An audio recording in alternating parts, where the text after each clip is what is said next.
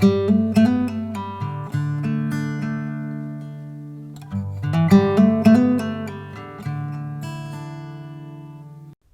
YouTube world, I'm back, and this is a test canvas for a huge commission.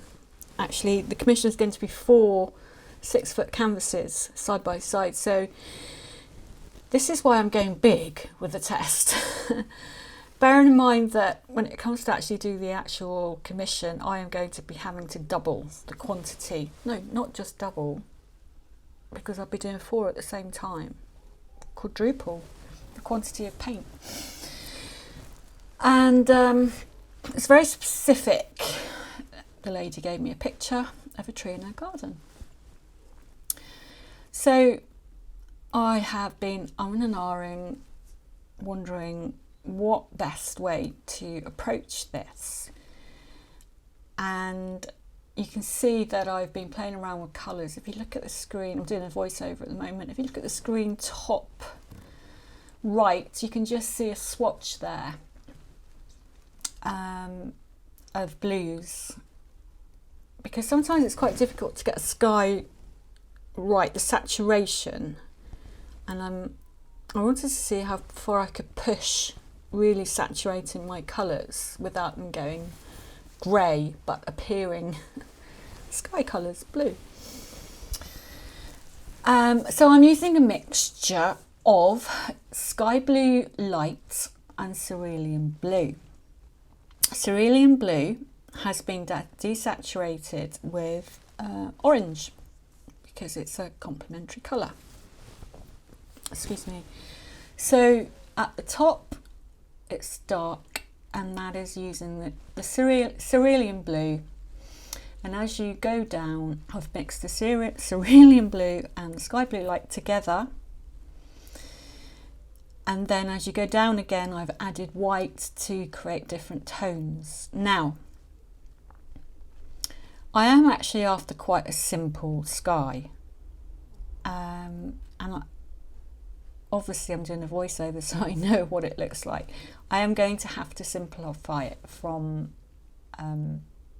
what you will see here, and that is because there is an incredibly colourful tree, and all bright autumn colours, oranges, reds, golds, browns, that will be painted over the top with a brush. So the fluid art part of this piece is literally just the background. I don't want it to stand out too much. I want it to blend. And that's quite difficult to do in fluid art. I could blend it with a brush. I was talking to my friend Chris about this. And I did do a little test. It looked lovely on a small canvas, but you imagine trying to blend paint on a huge scale and have it almost exactly the same across 4 canvases. I think I would actually struggle with that. So, and anyway, she's coming to me because I'm a fluid artist, so there has to be an element of fluid art in the painting, in the commission. So I've just layered my cups up here with ranging from dark down to light, quite big layers. So I haven't gone for small layers of colour. There's only a couple of different colours in each cup.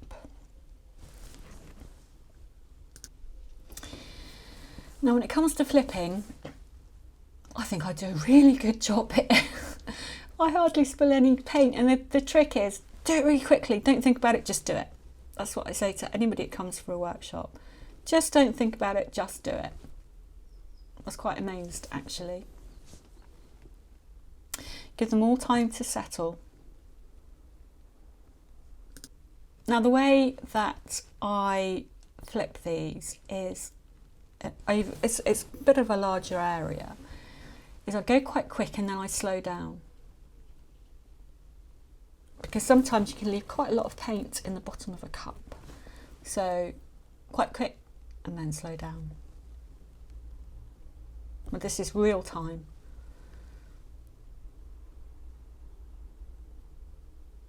Quite quick, slow down.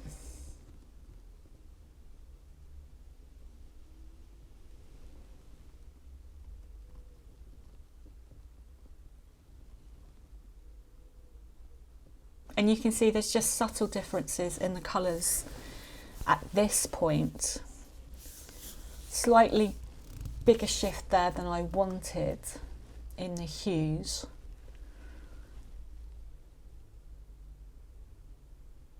And this is where we go down to the more sky blue light colours. So by blending two colours together, i.e. the cerulean blue and the sky blue light in the middle, I'm kind of merging the hues together. And as we go down towards the horizon, it will go to very, very pale and then to white.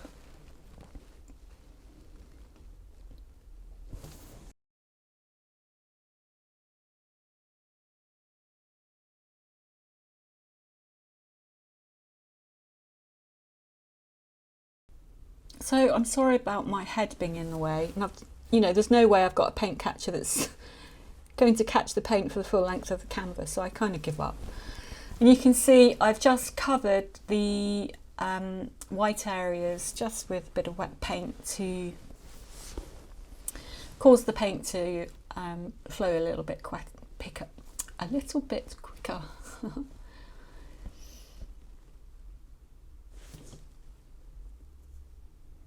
So this real time tilting.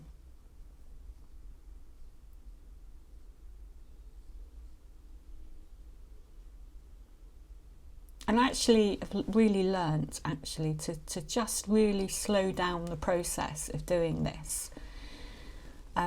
There's no need to hurry, there's no need to rush. Take your time, look at it, put it down, look for any bits, you know, grab hold of your tweezers, pick any bits out before you finish tilting. That way when you tilt again, any kind of imperfections can be tilted out, tilted off.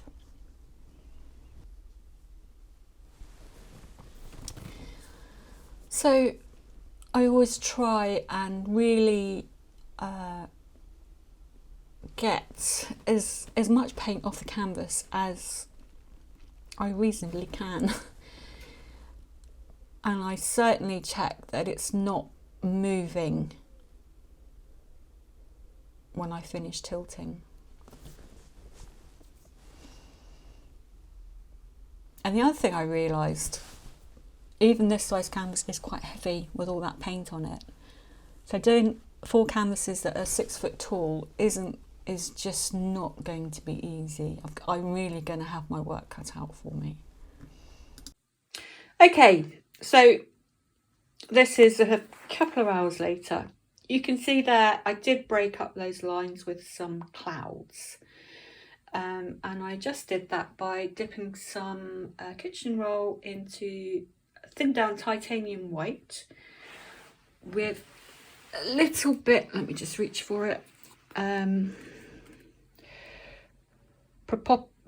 never say it, propylene glycol. Okay, so quite a few people have asked me about this recently. I don't always use it, and it does depend on the thickness of your paint as to whether you get some effects. So literally I will just put less than a tablespoon of this into a little bit of paint, more than that, probably half full, thin it down with water. And a few people have been asking, well, what effects do you get? Well, again, it depends on your thickness of your paint, but you can see that top bit there, that is using the this mix, and you can see it does give you a little bit of lacing, which is quite nice. but it does tend to blend your colours. Obviously I used it with titanium white, just to break the clouds up a little bit. But on the big one, the lines at the top, these lines, I don't want to have those. So the way I'm going to get around that is use bigger cups, I hope. So I'm going to have to leave this probably about a week so it's properly dry, and I'll go through how I'm going to paint a very, very colourful tree over the top and probably obliterate half of it. Okay.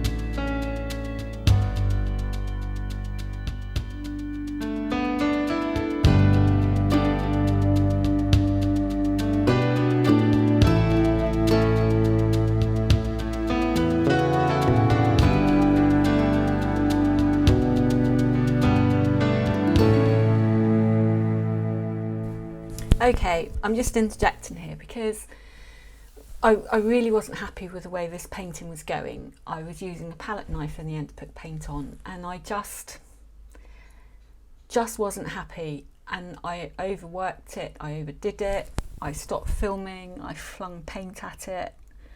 I just didn't know where to stop, but it's been a good thing because I've got it all out on this canvas. It's done.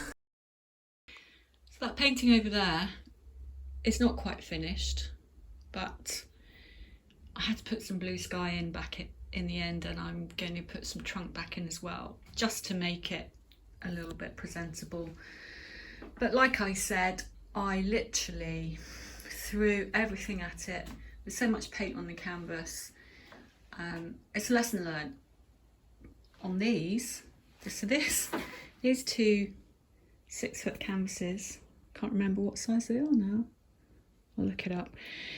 These two 6-foot canvases are just the top half of the painting. So there's 4 altogether, 2 on the top, 2 on the bottom.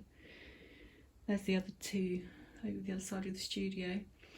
I just poured these this morning. I wasn't going to film it, but I have, just because, well, I don't know if I'll ever be doing this size ever again. I've had to protect the floor because you can see it's bigger than my table. I mixed up so much paint. It's very expensive to do, actually. Luckily enough, it's a commission. So it's going to be a couple of weeks before I get round to actually, oh, sorry about the glare, reflections. I wanted a little bit more drama in this sky, so there is a little bit more movement going on.